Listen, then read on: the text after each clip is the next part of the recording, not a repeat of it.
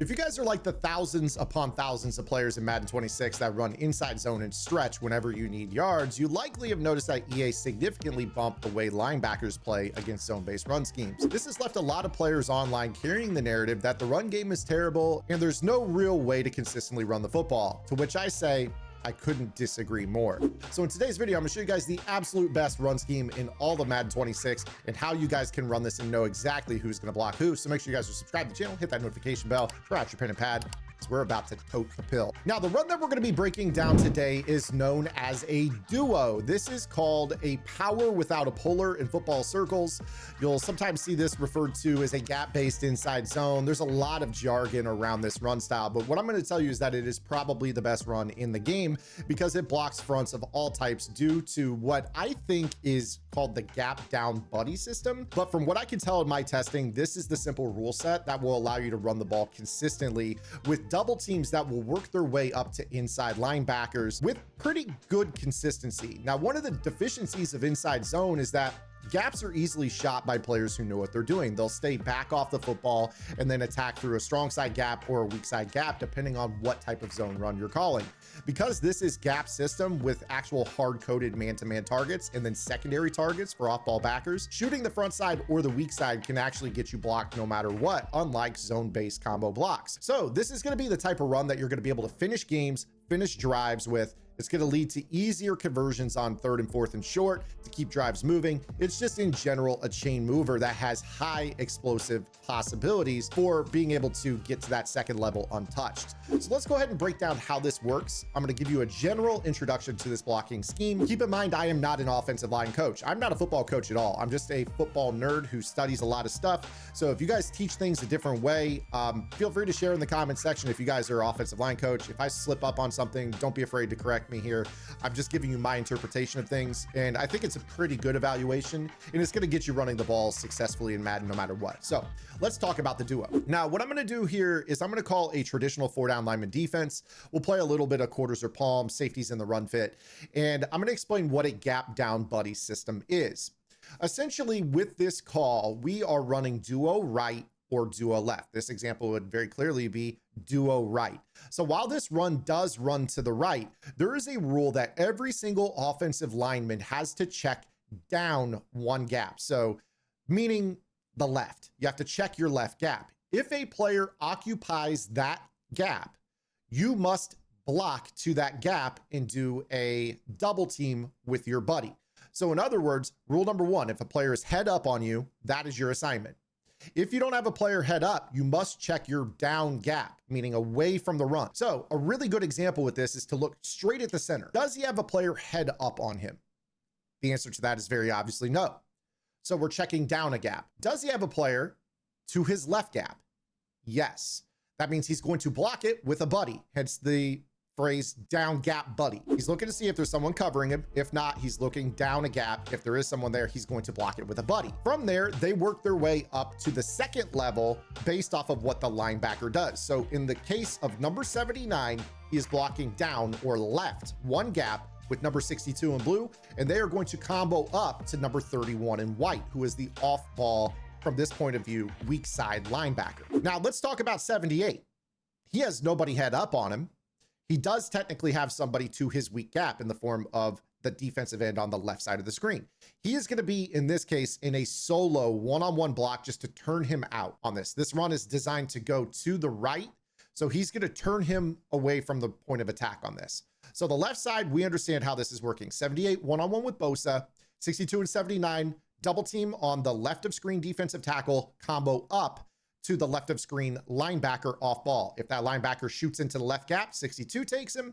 If he shoots into the front side gap, 79 takes him. Now let's take a look at the right side of our offensive line. We have number 56. Does he have anybody head up on him? No. Does he have anybody in the weak side gap? No. So he's going to block front side right on this. Pretty simple. There's a guy to his right. Now he's going to be able to, due to the fact that nobody's head up or down from him, he can block run side. Number 65, does he have anybody head up on him? No. Does he have anybody in the down gap from him? Right side run, meaning he's checking left. Very clearly he does. So he's now in down gap buddy with 56. They will double team. and combo block up to the second level where number 32 in white is. Off-ball backer on the right, number 32, if he goes into our right A gap, number 56 peels off that combo block and blocks him. If he goes into the right edge area, number 65 will block on him. Now, let's talk about 89, our tight end wing. He has a very tough assignment because he is one-on-one with the edge rusher in this play. A lot of times your offensive linemen are going to be able to handle edge rushers a little bit better than tight ends. But our goal here with this being a power without a polar, powers are actually inside hitting runs. And the important blocks on this are the two duo blocks, the combo blocks up to the second level linebackers.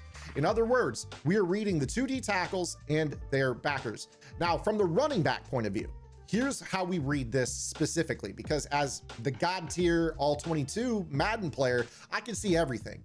But the running back in real life is going to read the run side linebacker. And that is going to basically dictate if he's bouncing outside or running inside or going really, really backside on this, depending on if he has to read the front side linebacker who maybe flashes to the right, he's going to run into that right A gap instead of the right B gap. And then if he sees occupied gap by number 31 off ball, he's anticipating 79 peeling off and blocking him, in which case we're going to hit this backside to the left B gap. Okay, so let's go ahead and run this and basically read this the way that we should.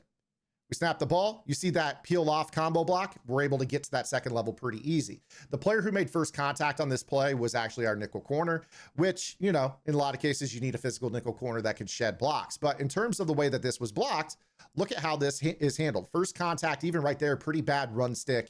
I'm in a spot where, you know, I'm not getting hit until I'm 5 yards downfield. And this is why, from a offensive point of view, you can pretty easily see that gap shooting as a linebacker is rather tough, okay? If I am a defensive player in this particular situation facing a duo and I'm trying to shoot through a gap, I'm going to have a harder time getting through this. I mean, this is enticing. I mean, this looks really ripe for the gap shoot. If this is an inside zone, a lot of times you come in unblocked completely because they stay on that zone block, that double team, way too long. In fact, EA, I believe, had to patch this in college football for zone-based systems. In duo-based systems, you will see that these guys come off these blocks so well. Now, I did a terrible job here of not bouncing this to basically, from this point of view, the right side. But again, you see how I'm able to read this. Meanwhile, you see here, in this case, look at Matthew. You see how Matthew's flashing right? So 65 comes off to block him. So these are defined rules that we can see very clearly when we are running a duo-based system. One of the things that is so nice in this game is you don't have to run duo out of just one or two formations. There are playbooks that have a billion of these. I can't say that I've checked to be 100% certain, but I know that Harbaugh out in LA loved duo at Michigan, and he brought a lot of duos with him to Los Angeles when we saw him come into Madden 25 with his playbook. So I would anticipate Chargers, which is probably the #1 playbook or #2 playbook in the game, have a lot of these runs. Myself, I run the Minnesota Vikings offense, and they have a ton of duos. So if I go into concepts, I go to runs, and I go to powers, this is where you'll find your duo calls. You'll see I have a single back under center. I've got a motion jet duo out of another heavy shotgun formation. I've got a Z close duo out of a gun wing slot. I've got a regular duo out of a bunch open. I've got a gun duo out of tight Y off. I've got a gun duo out of tight Y off weak. You see what I'm getting at here. I've got several duos that I can run here to be able to match personnel.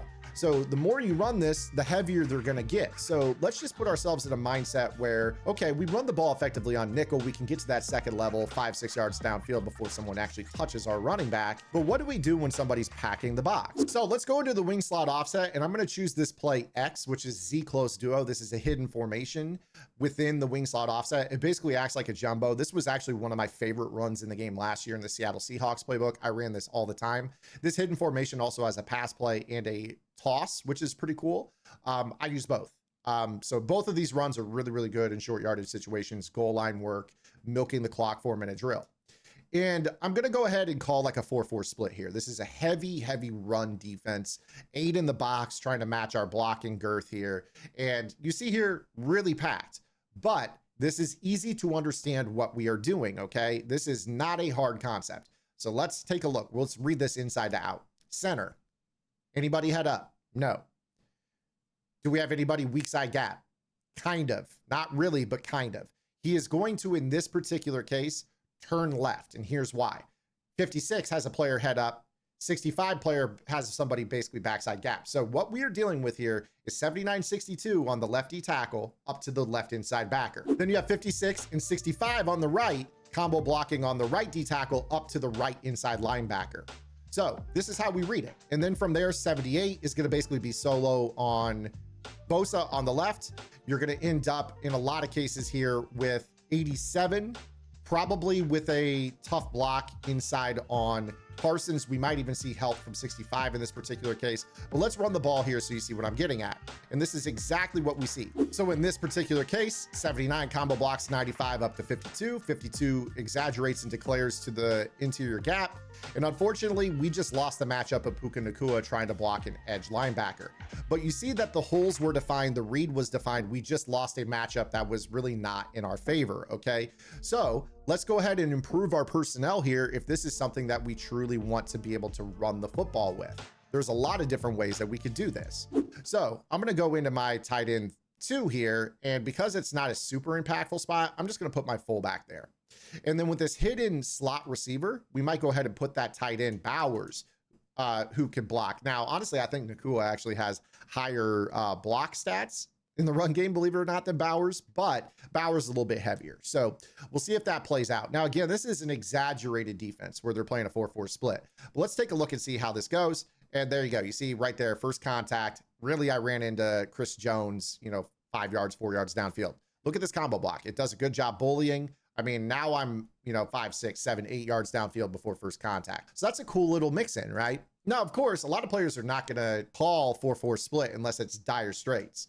So let's kind of go back into some of the other duos that we might have in this playbook. We've mostly been running duo right. Now let's read it duo left. I've got this tight Y off weak, and I'm going to call duo left. So now I'm just going to call random defense. That way we can just take what we've learned and see if it plays true. Now, what I'm going to tell you right now is it does not guarantee that it's going to always play perfect. Okay. I'm simply not guaranteeing that. We're going to see some fronts here that are going to blitz us, run blitz us, and you'll get penetration from time to time. Okay. We're going to have times where it's an imperfect game. You have learned the rules and it simply doesn't do what it does. I'm a match guy. Trust me. I know what that feels like. When I know the rules of match and EA doesn't have them coded in the game, or if I use a certain guy, a match check won't work. It happens, okay? So don't freak out. Just try to learn in those situations. Oh yeah, that's that front where this thing happens that is unsuspected. And just log that in your memory bank. From there, you have a set of rules that you always remember, and then you have a memory bank of, oh yeah, when they do this, it kind of breaks it. So duo left, how do we block this? Well, pretty simple. Because we're running left, we have down gap buddy. So I start with the left of screen D tackle. We're reading D tackle on the run side up to linebacker. 62, somebody head up? No. Somebody down gap from him? Absolutely. He's going to down gap buddy with 79 up to 31. 78, important block, but an easy block. He's just turning out Nick Bosa. Just turn him out. Don't let him get across inside on this. Don't let him win. In terms of 56 and 65, again, pretty simple work here. Nobody head up on 56. Anybody to the backside gap? Very clearly. Down gap buddy. 56, 65, up to 32. Very similar to what we had when the running back was on the right. We're just running it left. So we read it. And you see here that this didn't work so well. I have a couple of theories why. I think that handedness of the quarterback actually matters. You have more control to cut inside or outside when a right-handed quarterback is handing off to a running back on his right side. I know that sounds stupid, but that's a thing. Test it for yourself if you don't believe me. If I ran that with Vic or Tua or Steve Young, you would see a different way that you could cut that, okay? So in that particular case, it just got shot. It sucks, but it is what it is. Now, let's take a look at this one. We're in a wide front. You don't have those D tackles head up on the guards. They're playing outside. This is a run to the left. So how do we read this? Down gap buddy. 79, nobody head up, nobody in the backside gap. He's gonna block left. 62, nobody head up, nobody in the backside gap. He's gonna block left. 78, has a guy head up / inside gap. So now all of a sudden we're in down gap buddy. 78 and 62 could potentially be a double team opportunity. However, Bosa on the left presents a problem, okay? So in this particular case, what I'm anticipating is 78 kicking out to Bosa, 62 kicking out to the tackle on the left, number 0 in white, 79 needs to get upfield to the left of screen off ball backer. The only combo block I'm really anticipating on this is 56 and 65 up to the honey badger on the right. Let's see if I'm right. And that's exactly what we get on this play. And look at that, pay dirt. So we are able to house call this because we know the rules of our system, okay? A lot of times the tackles have to kick out the edge. You can't guarantee a down block buddy with a guard and a tackle when the tackle has someone off of his edge. He has to handle that, okay? If you down gap buddy with a tackle and a guard and there's someone off the outside shoulder of that tackle, you're letting him come in and tackle you for a loss. He's just an immediate threat that blows up the play. You can't afford that. So in those certain cases, that could be a little bit of an issue. Now in this front, we're back into kind of being where we want to be. We see that D tackle on the left is head up / inside down gap from 62. We're getting down gap buddy 79 62 up to the left of screen inside backer. 78 turns out the edge. Let's just read that side. You see right there, perfect. Now Urlacher blew up that left guard, but it wasn't enough to really stop us from extra yardage. Now again, this is a stupid front, so let's go ahead and just run this. We'll skip that one. Nothing to that. And then right here, this is where things get a little bit tougher, right? Now we're in a spot where we're basically running kind of like this cub or this penny look. You're not really going to create a lot of down gap buddy combo blocks when you're head up on the guards. So in this case, it's going to be really, really, really hard to stop that inside linebacker from shooting downhill.